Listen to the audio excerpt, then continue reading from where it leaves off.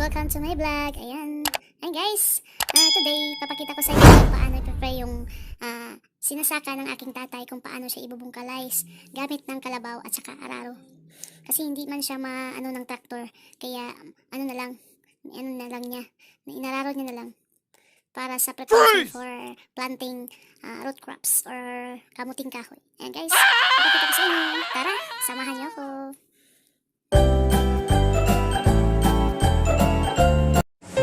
Hello guys! What's up? Welcome to my vlog. Ayan, sa hindi pa nakasubscribe sa akin. Ayan ito guys, start na nag-vocalize na or nag-aaral ang tatid ko ng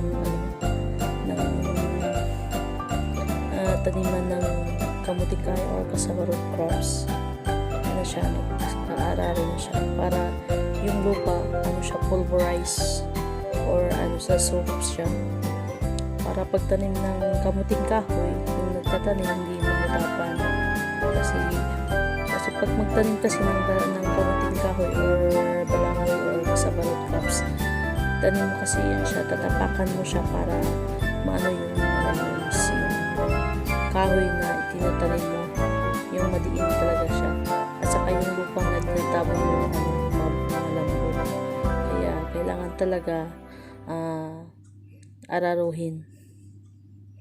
Mas maganda sana kung may tractor kasi yung tractor talaga is isang daan lang ng tractor is pulverize talaga yung ano ng lupa. Pero pag araro kasi ano pa matagal ang proseso kasi hindi siya isang araro lang kasi, isang blade lang kasi. Pag sa tractor kasi maraming blade kaya mas maganda rin yung araro kasi makalis ka sa gastusin, 'di ba?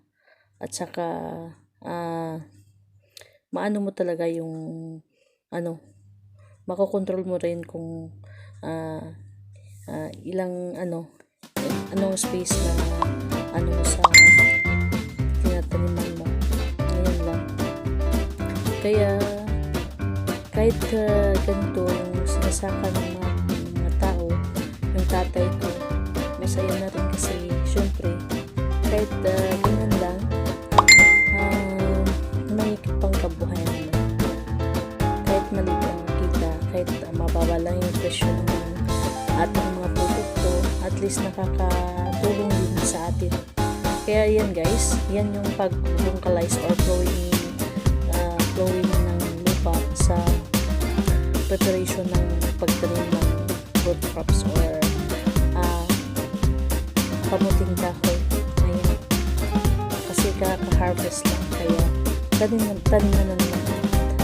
And ganyan yung tatay ko, kaka-harvest lang, tapos tanim naman siya. Ayan talaga yung tatay ko, masipag masyado. Kaya proud na proud ako sa tatay ko. Ayan, hanggang